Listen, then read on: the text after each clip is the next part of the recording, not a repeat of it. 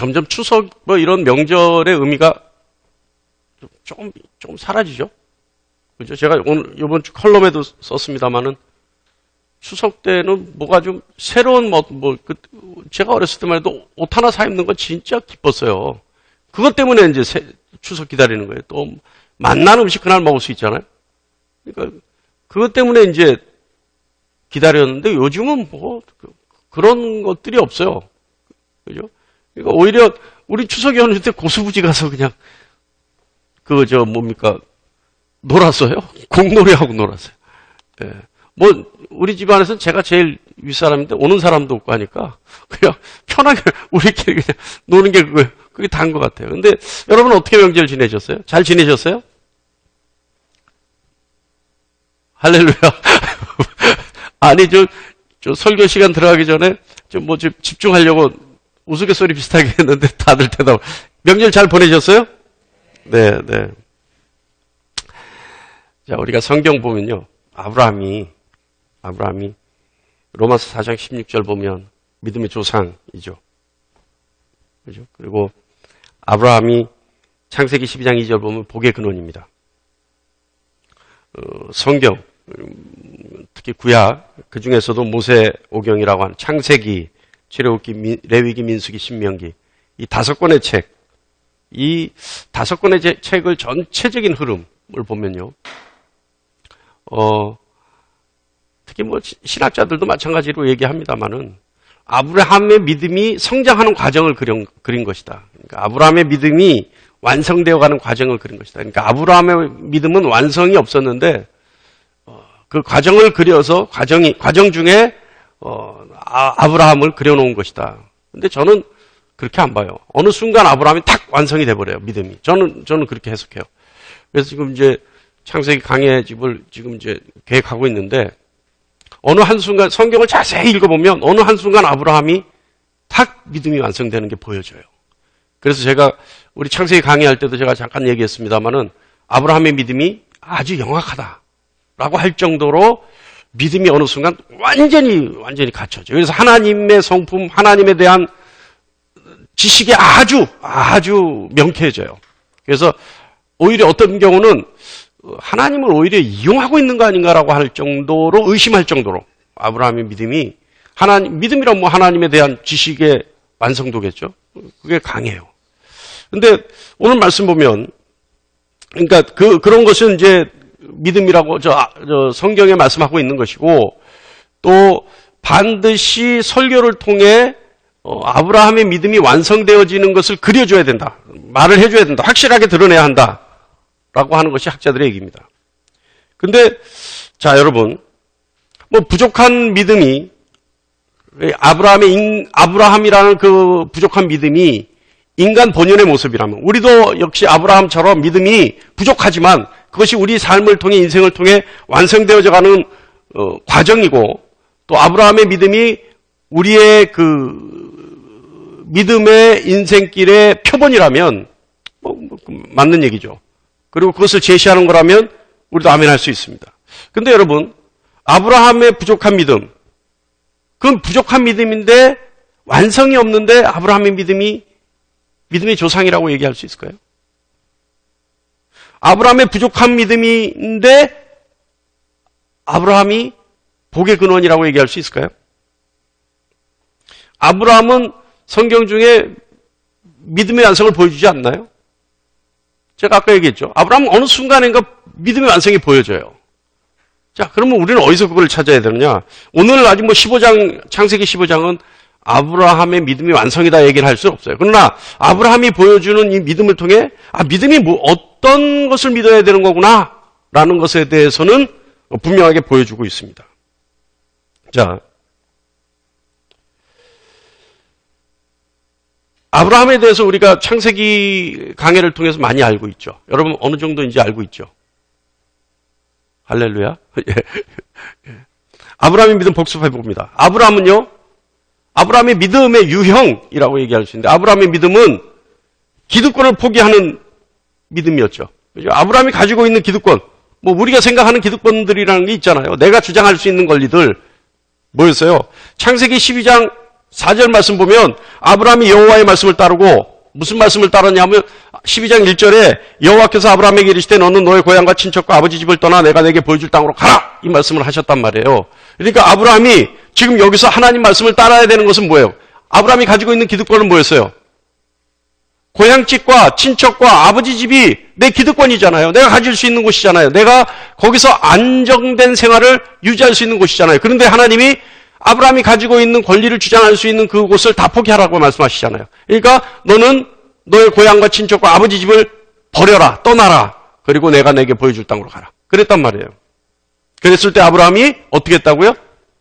아브라함이 여호와의 말씀을 따라갔고 이렇게 됐어요. 자, 또 아브라함이 하나님 앞에서만 기득권을 포기했느냐? 아니라 그랬어요. 언제 했느냐? 창세기 13장 9절 말씀 보면 내가 좌하면 나는 우하고 내가 우하면 나는 좌하리라. 이건 뭐냐면 좋은 땅, 이제 뭐 조카 롯과 함께 너무 뭡니까? 식솔들이 늘어나니까 한 곳에 있을 수가 없었어요. 그러니까 아브라함이 자, 우리가 이제 헤어져야 되겠다. 함께 할 수 있는 이제 곳이 없다 우리에게. 그러니까 너의 식솔도 많아졌고 우리 식솔도 많아졌으니까 이제 다툰다. 서로 싸운다. 그러니까 각각 헤어져서 각각의 장소에서 우리가 한번 살아보자. 자, 그런데 아브라함은 조카예요. 아브라함은 삼촌이에요. 그런데 아브라함이 롯에게 뭘 요구했냐면 내가 먼저 가야 할 땅을 내가 차지할 수 있는 권리가 있지만 내가 그 권리를 주장하지 않겠다. 그러니까 네가 먼저 골라라. 그러면 내가 고르고 난 나머지 땅을 내가 가질게. 이렇게 얘기하는 거예요. 그러니까 아브라함은 어떻게 해요? 조카 롯에게 자기 기득권을 그대로 이양하잖아요. 나중에 우리가 설명을 통해서 알았습니다마는 아브라함의 이와 같은 행동은 어떤 행동이다? 자신이 하나님을 철저하게 의지하고 있다라고 하는 나는 네가 먼저 제일 좋은 땅을 택해도 내가 나쁜 땅을 택하더라도 나는 하나님이 계시기 때문에 그곳에서 나는 안녕할 수 있다. 라고 하는 하나님의 의지에 대한 결과다. 우리는 나중에 배웠습니다. 그죠? 그래서 13장 14절 보면 롯이 아브라함을 떠난 후에 여호와께서 아브라함에게 이르시되 자 보세요. 롯에게 먼저 선택하게 하고 롯이 떠났어요. 그리고 나서 바로 무슨 일이 일어나냐면 롯이 아브라함을 떠난 후에 여호와께서 아브라함에게 이르시되 너는 눈을 들어 너 있는 곳에서 북쪽과 남쪽 그리고 동쪽과 서쪽을 바라보라. 이거 다 너에게 주겠다는 거예요. 그러니까 롯이 떠나고 나서 뒤에 나머지 땅 다 너에게 주겠다. 하나님 바로 즉각적으로 응답해 주시죠. 자, 또 아브라함은요. 자신의 삶에 오류를 남기지 않으려고, 때를 묻히지 않으려고, 그래서 당당함을 유지하려고 노력했어요. 14장, 창세기입니다. 14장 22절로 24절, 한번 보죠. 아브라함이 소돔왕에게 이르되, 천지의 주제시오, 지극히 높으신 하나님 여호와께 내가 손을 들어 맹세하노니, 내 말이 내가 아브라함을 치부하게 하였다 할까 하여, 내가 내게 속한 것을 실 한 오락이나 들매끈 한 가닥도 내가 가지지 아니하리라. 오직 젊은이들이 먹을 것과 나와 동행한 아넬과 에스골과 마므레의 분깃을 제할지니 그들이 그 분깃을 가질 것이니라. 이게 무슨 말이냐 하면 너의 몫을 가져가라 라고 했단 말이에요. 근데 아브라함이 나는 안 가지겠다. 왜냐하면 22절 말씀이었어요. 왜냐하면 아브라함이 소돔왕에게 이르되 천재주제이시 지극히 높으신 하나님 여호와께서 내가 손을 들어 23절입니다. 23절 보면 내 말이 소돔왕 내 말이 아브라함으로 치부하게 하였다 할까? 네가 나를 도와줘서 내가 부자가 됐다 할까봐 쉽게 얘기하면 무슨 얘기예요? 아브라함 걔 내가 키웠잖아. 이 얘기 할까봐. 예? 아브라함 지금 부자 왜 됐는 줄 알아? 내가 옛날에 한몫 띄워줘가지고 아브라함 내가 키워줬잖아. 그래서 아브라함 부자 된 거 아니야? 이 얘기를 할까봐 난 싫다는 거예요. 왜요? 내가 부자 되는 것은 하나님의 능력으로 내가 되는 것이지 네가 그까지 노량물 조금 띄워줘서 내가 될 거 아니다 이 얘기예요. 이거 역시 뭐였어요? 오로지 하나님만 의지하겠다. 아브라함. 또 아브라함은요. 아브라함의 믿음 중에 제일 으뜸가는 게 이겁니다. 뭐냐 하면 다 알죠? 여러분? 즉각적인 순종. 즉각적인 순종. 아브라함은요. 하나님이 내가 내게 보여줄 땅으로 가라 하셨을 때 하나님 어떻게 하셨어요? 아브라함 어떻게 했어요? 이해. 아침에 이해. 이해는 뭐예요? 하나님 말 떨어지자마자. 그러니까 이해. 아브라함이 하나님의 말씀을 따라갔고 이해. 하나님 말씀하시자마자 이해. 여러분 이거 자신 있어요? 하나님 말씀 떨어지자마자 이해 자신 있어요? 아브라함 했단 말이에요. 그것도 한 번도 아니고 몇 번씩 해요. 17장 보면 할례를 하라. 그러니까 아침에 이해 아브라함이 하나님이 자기에게 말씀하신 대로 이날에 했단 말이에요. 이해. 그죠? 또 있어요? 여러분 이거 기가 막힌 것도 있어요. 22절. 자, 이건 뭐 다 같이 읽을 필요는 없겠다. 이건 뭐예요, 여러분? 유명한 사건 아니에요. 이삭을 제물로 바쳐라는 사건이에요. 그런데 아브라함이 하나님 말씀이 떨어지자마자 2절에 있겠죠. 하나님 말씀이 제물로 바쳐라는 말씀이 있겠죠. 그러니까 아브라함이 3절에 아브라함이 아침에 일찍 일어나 나귀의 안장을 지우고 두 종과 그 아들 이삭을 데리고 번제에 쓸 나무를 쪼개어가지고 떠나 하나님이 자기에게 일러주신 곳으로 가더니 어떻게 해요? 이해가 여기서 뭘로 바뀌었어요? 아침에 일찍 일어나. 이게 됩니까, 여러분? 되겠어요? 자신 있다, 나는. 할렐루야? 저를 포함한 여러분이 얼른 이럴 때 손들 수 있는 여러분 되시길 바랍니다. 이게 아브라함은 이렇게 사건마다 아침에 일찍 일어나. 이해. 즉각 하나님 말씀 떨어지자마자. 아브라함은요, 또한 현실을 뛰어넘는 믿음이 있었어요. 그건 뭐 제일 대표적인 게 그거 아니에요? 이삭 사건. 이삭 사건에 대해서는 아주 심도 깊이 한번 연구해 볼 필요가 있습니다. 제가 이번에 창세기 강의에 낼 때 그 깊은 연구를 좀 한번 한번 올리려고 하는데 제가 연구해 놓은 게 있는데 여기는 참 많은 의미가 있어요. 아브라함이 가지고 있었던 스스로의 뭐라 그럴까요? 자기 자신에게 가장 우상도 될 수 있지만 자기 자신이 극복하는 초아의 능력이 여기서 나타나요. 나중에 한번 우리가 한번 또 나눠보겠습니다. 어쨌든 오늘 우리가 아브라함 복습해 보면요. 그죠?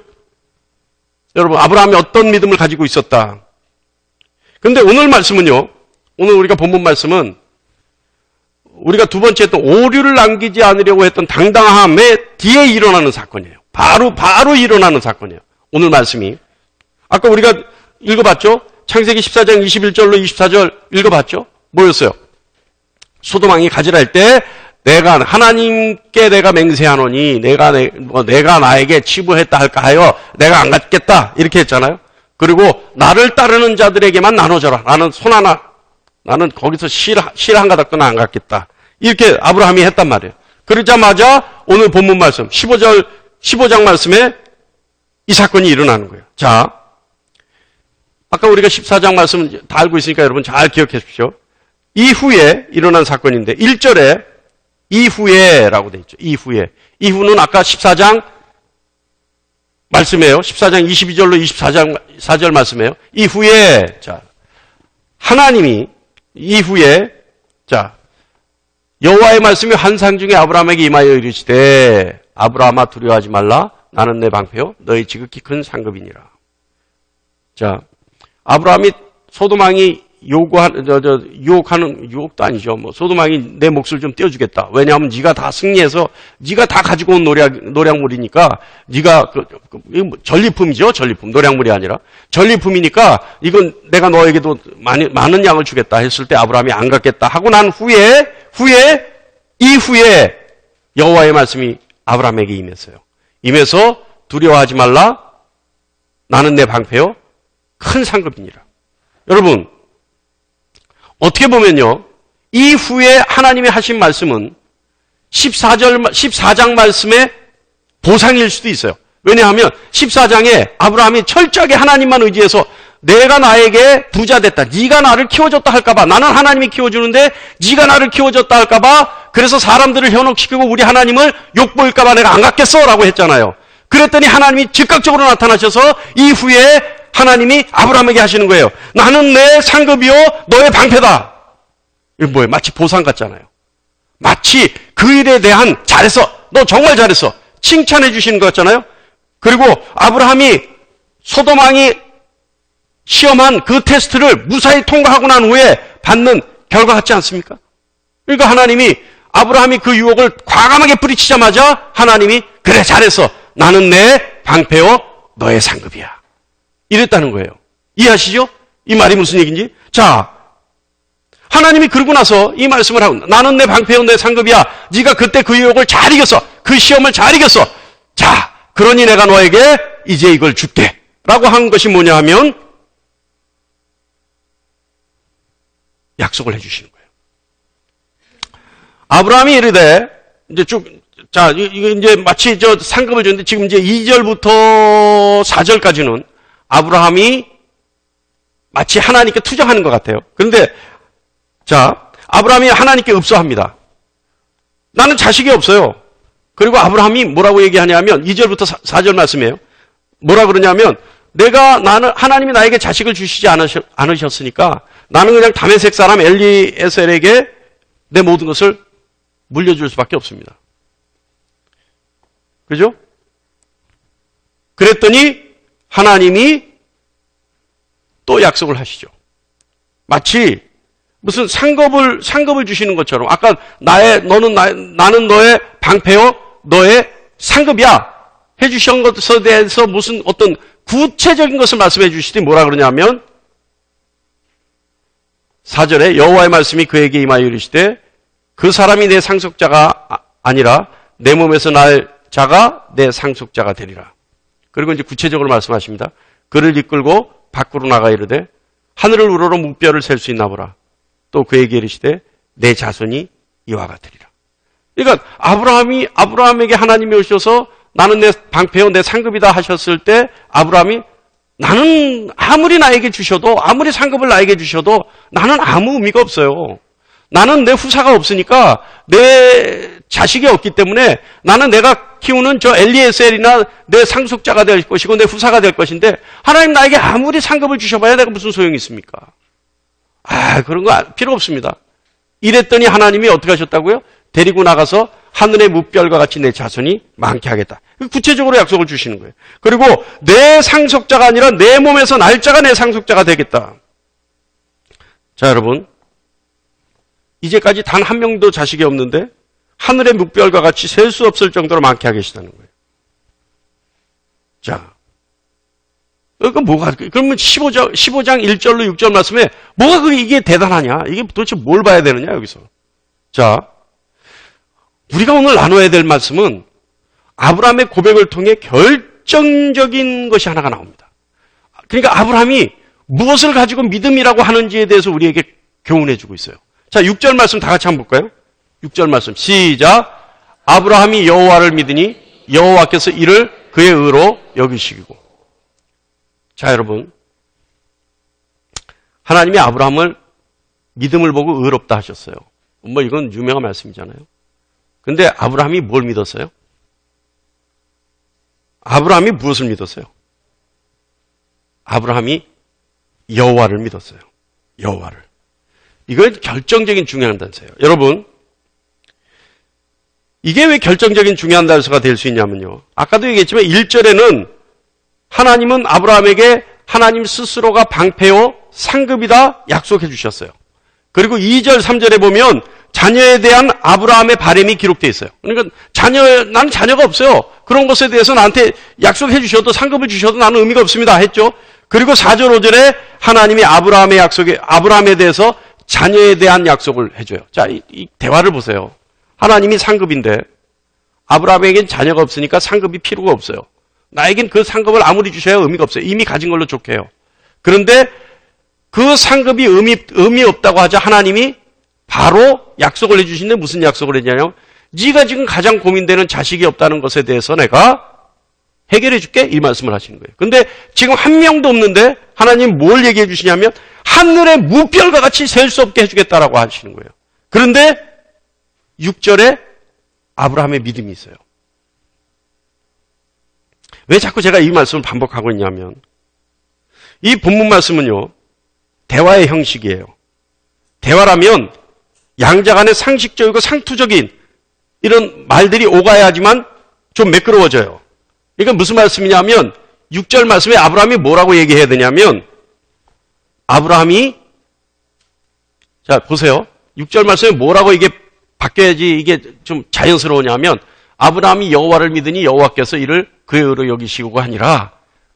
상투적으로 우리가 보려면 좀 매끄럽게 보려면 아브라함이 이 약속을 믿으니 하나님이 다시 말하면 여호와께서 이를 그의 의로 여기시고, 또는 아브라함이 여호와의 약속을 믿으니 여호와께서 이를 그의 의로 여기시고. 이래야 맞지 않습니까? 어때요, 여러분? 하나님이 단순하게 뭘 해주셨냐면 나를 믿으라 하신 게 아니에요. 하나님이 대화 중에 나는 자식이 없으니까 아무리 나한테 주셔도 상관없어요. 아무 의미 없어요. 라고 했더니 하나님이 데리고 나가서 하늘의 무별과 같이 네 자손을 많게 하겠다. 그러니까 염려하지 마. 했다면 아브라함이 이 자리에서 뭘 믿어야 돼요? 그 순간에. 하나님의 약속을 믿어야 돼요. 자식을 주겠다는 그 약속을 믿어야 돼요. 그것이 정상이에요. 그런데 아브라함이 뭘 믿었어요?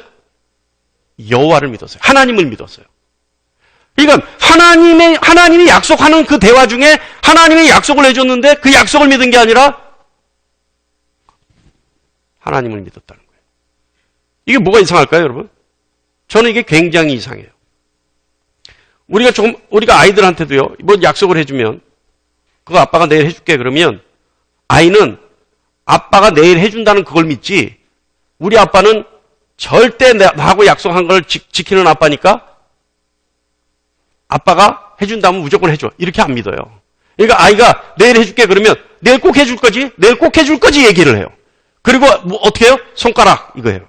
이 손가락의 의미는 뭐예요? 내일 그것을 꼭 해달라는 것을 맹세하라는 거예요. 그죠? 그런데 아이가 아빠를 믿고 있다면 손가락의 의미가 없어요. 도장 의미가 없어요. 카피 의미가 없어요. 그죠? 그냥 알았어? 이렇게 되는 거예요. 자, 여러분, 아브라함의 믿음이 여기 있다는 거예요. 아브라함의 믿음이. 자, 여러분, 다시 말하면 아브라함은 앞에서 1절부터 5절에 이어진 하나님의 약속의 말씀 중에 그 약속을 붙잡고 그 약속을 믿은 것이 아니라 그 약속을 하고 있는 하나님만을 믿었다는 사실이에요. 약속을 믿는다 하더라도 하나님을 믿기 때문에 그가 하신 약속을 믿을 수 있다라고 하는 느낌이에요. 이 오늘 본문 말씀은.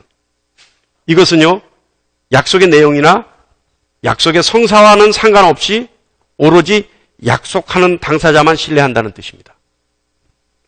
다시 말하면 아브라함의 관심은 약속의 실행과 결과의 유무가 아니라 약속하고 있는 하나님께만 관심이 있다는 말이에요. 약속은 어떻게 돼도 좋다는 말입니다.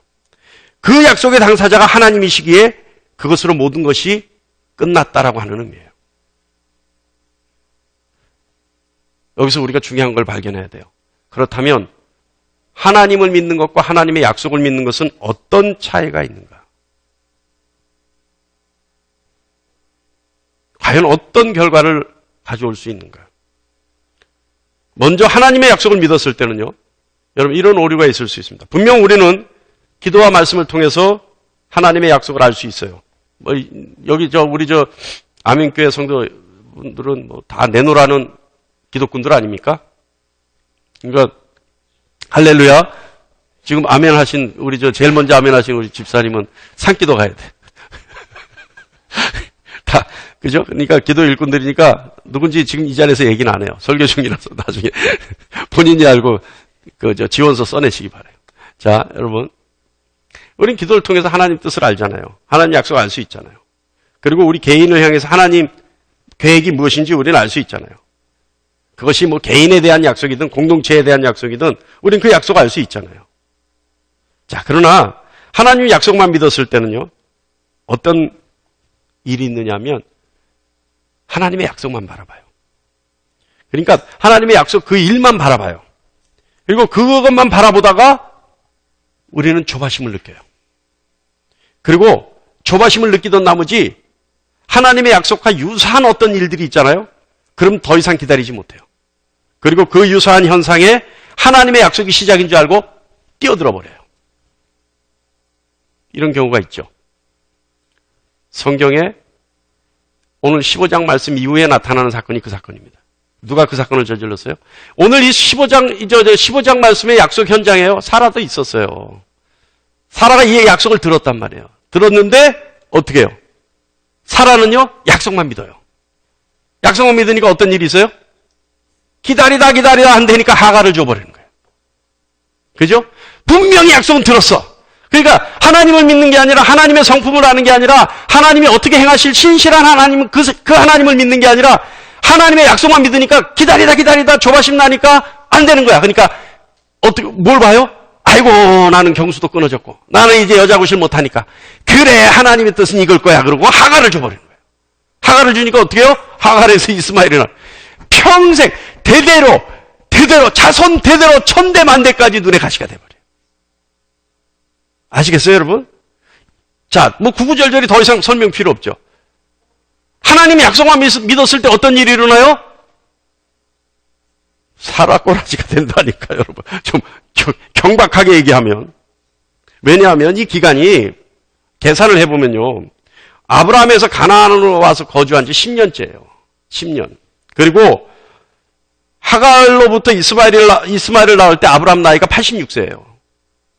그런데 이삭 언제 받아요? 100살 때 받아요. 그럼 몇 년 기다려요? 약속을 받고? 예? 약속을 받고 몇 년 기다려요? 14년. 길게는 24년. 14년과 24년. 길게는. 여러분. 이렇게 기다리게 되는 거예요. 그러니까 하나님의 약속만을 믿은 결과는 그 긴 세월을 견디지 못했어요. 하나님 약속만 믿은 사람은 기다리지 못하고 조바심의 결과로 하갈을 사용해서 이스마엘을 낳게 하죠.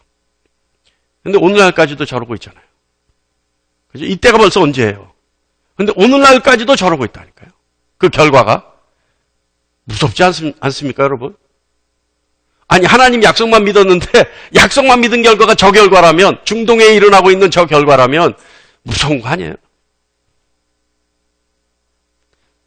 여러분 우리가 지지난주에 하나님의 방법과 세상 방법 또는 사람의 방법에 대해서 우리가 서로 나눠봤죠. 기억하고 계세요? 과연 어떤 방법이 하나님의 방법이고 어떤 방법이 세상 방법이라고 했습니까? 하나님의 방법은 뭔가 거룩하고 상투적이지 않고 세상 사람들이 통용하는 저속한 방법이 아닐 거라고 생각한다라고 제가 얘기했죠. 사람들이 흔히 그렇게 생각한다. 하나님의 방법은 그럴 것이다. 절대 통상적이지 못하고 통속적이지 않고 저속하지도 않고 거룩한 뭔가 아주 거룩한 방법일 것이다. 하나님의 방법이 거룩하기만 하다면 아까지도 선용하시는 하나님의 능력 이 말씀에 위배된다. 제가 말씀했어요. 그러면 하나님의 방법과 세상의 방법을 구분짓는 기준은 어디에 있느냐? 어디 있다 했어요? 혹시 기억하세요? 인내에 있다. 인내에 있다. 하나님의 약속을 기다리지 못하고 내가 할 수 있는 것을 찾으려 할 때, 그리고 내가 가지고 있는 방법을 동원할 때 그것은 세상 방법이 되는 것이다. 그러나 너희는 가만히 있어 내가 하나님됨을 알지어다라고 하는 하나님 말씀처럼 하나님이 일하기 시작하시고 하나님이 시작하려고 할 때 그리고 하나님이 명령하실 때 그때를 기다리면서 인내하는 사람은 하나님의 방법을 취할 수 있는 사람들이다. 기억나십니까? 그러니까 하나님이 행하셔야 하나님의 방법이라는 거예요. 어떤 방법에 방법론적인 것이 아니라 하나님이 행하시고 하나님이 시작하시고 하나님이 끝을 내셔야지만 그것이 하나님의 방법이라는 거예요. 할렐루야. 예. 자, 그렇다면 조금 전에 우리가 했죠? 우리가 함께 나눴죠? 자, 그렇다면 아브라함은 어땠는가? 약속을 믿지 않는 아브라함, 하나님만을 믿은 아브라함은 어땠는가? 자, 그러면 우리가 하나님을 믿으려면 어떻게 해야 돼요? 하나님만을 믿었던 아브라함. 근데 하나님을 믿는다는 건 어떤 거를 얘기할까요? 여러분, 우리가 하나님을 믿습니다. 라고 한다면 어떤 거를 얘기할까요? 저도 그 대답 못해요. 자, 하나님의 약속을 믿는 것이 오히려 수월하죠. 그죠? 하나님이 해주신 약속을 붙잡고 따라가는 게 수월하죠.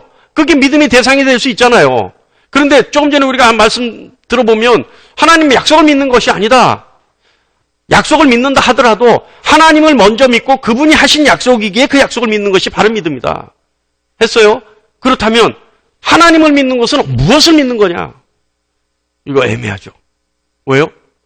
하나님은요, 절대 우상을 만들지 못, 어떤 형상을 만들지 못하겠어요. 어떤 실체를 만들지 못하겠어요. 그러니까 하나님을 믿는데 하나님의 믿음에 대한 실체는 없어요. 절대 못 만들게 하셨으니까. 그렇다면 어떻게 하는 것이 하나님 믿는 거냐? 사실은요, 하나님 믿는 사람들은 어떤 모양이 나타나요. 이거 설교 한번 했었는데, 이와 비슷한 설교를 한번 했었는데, 여러분 기억하실지 모르겠어요. 하나님을 믿는다라고 하는 사람들은 어떤 결과, 열매들이 나와요. 그러니까 그 열매를 보고, 결과를 보고, 그 행태를 보고 이 사람이 하나님 믿는 사람이다라는 걸 아는 거지, 실체가 없기 때문에 그 실체를 보고 쫓아간다는 거는 의미가 없어요. 그래서 하나님을 바로 믿는 사람은 이런 유형의 사람이 된다. 이런 모양이 나타난다.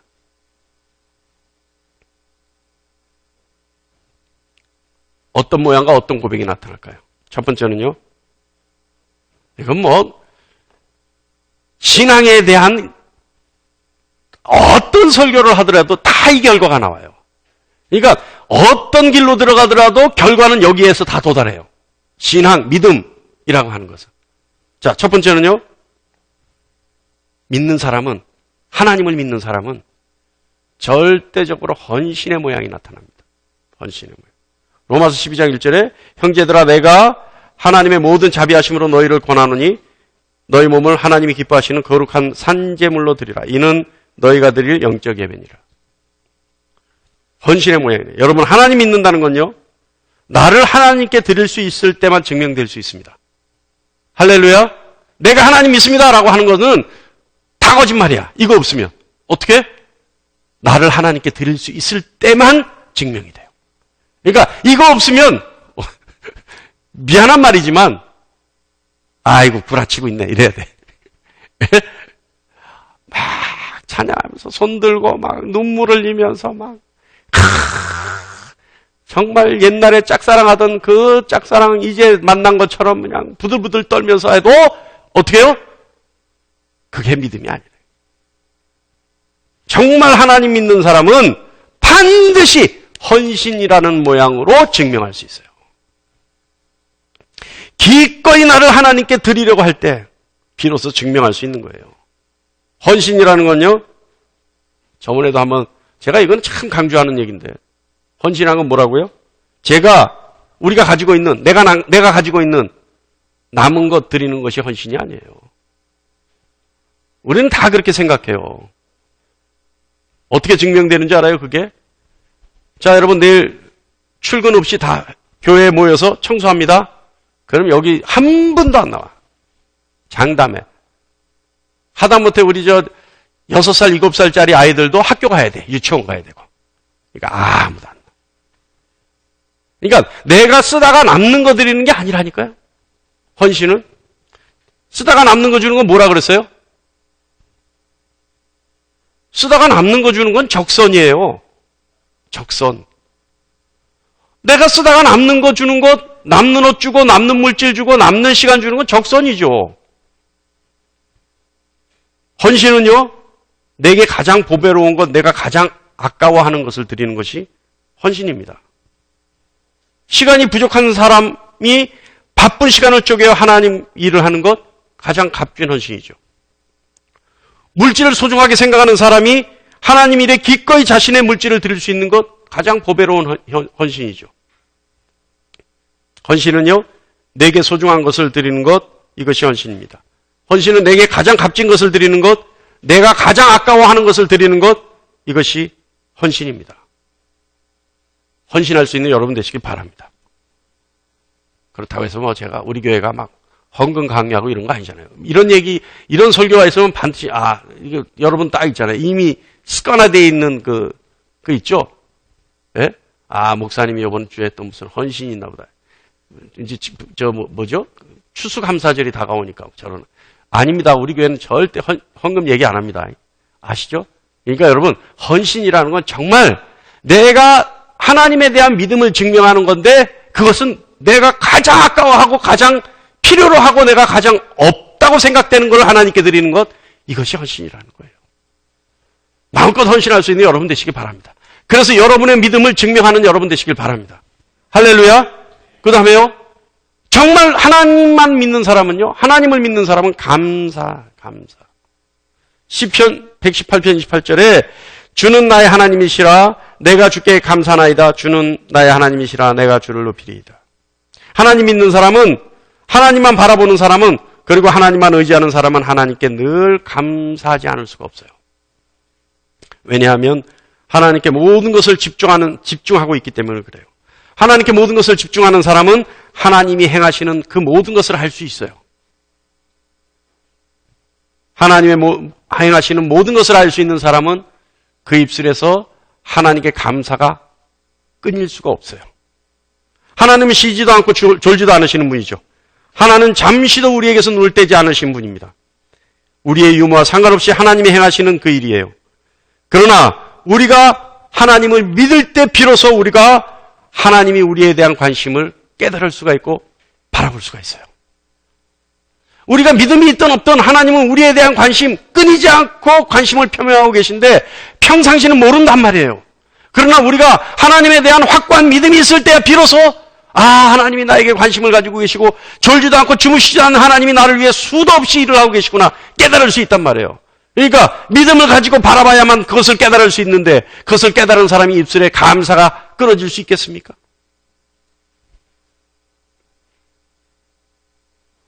하나님을 믿는 사람은 오로지 하나님만을 신뢰하는 사람입니다. 반드시 그 입에 감사가 끊이지 않죠.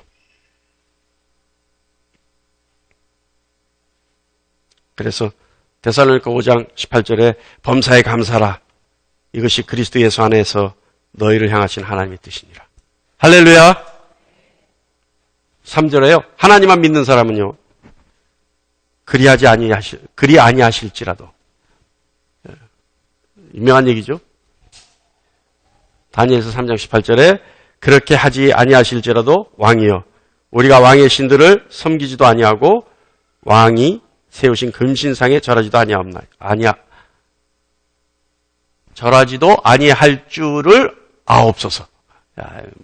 우리 아이들 잘 견디고 있네요. 할렐루야. 우리 아이들 좀 이제 다 끝나가요. 우리 아이들 조금만 더. 자, 여러분. 또 이 말씀은 유명한 말씀이잖아요. 사드락과 메삭과 아벳느고 왕이 만든 금신상에 절하게 했는데 절 안 했잖아요. 절 안 하니까 끝까지 견디니까 어떻게 해요? 풀무불에 던져야 돼요.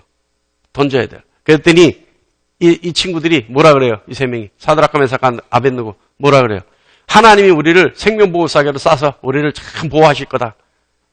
그러니까 우리를 그 타오르는 풀무불에 던지든다 하더라도 우리는 절대 타지 않을 것이다. 아주 확실한 하나님에 대한 믿음 표명하죠. 정확하게 얘기해요. 그러나 그 다음 말이 중요하다는 거예요.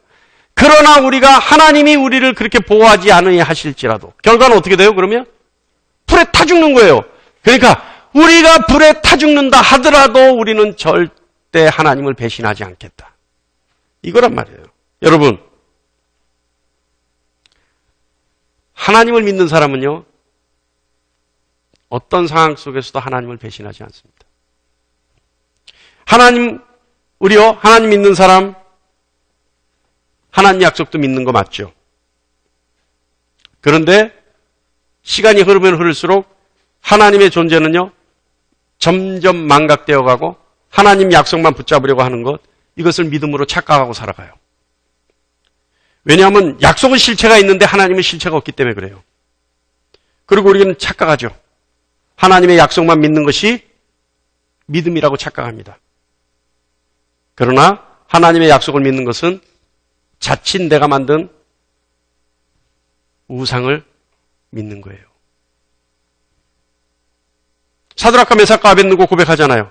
하나님의 약속이 있긴 하지만 하나님이 우리를 보호하신다는 그 약속이 있긴 하지만 하나님이 약속하신 그 약속에 우리가 집중하지 않고 설사 하나님이 그 약속을 어기고 우리가 풀무불에 타 죽는다 하더라도 우리는 하나님만 믿겠습니다. 이 고백하는 거예요. 그래서 그리 아니하실지라도 나 이거 왜 이렇게 헷갈리는지 몰라. 예. 그리 아니하실지라도 할렐루야. 예. 여러분, 이 고백 여러분의 입에서 나오시기를 간절히 축원합니다. 하나님 약속 알아요. 하나님 약속 믿어요. 하나님 약속 반드시 지킬 줄 알아요. 그런데 우리는 그 약속 안 볼래요.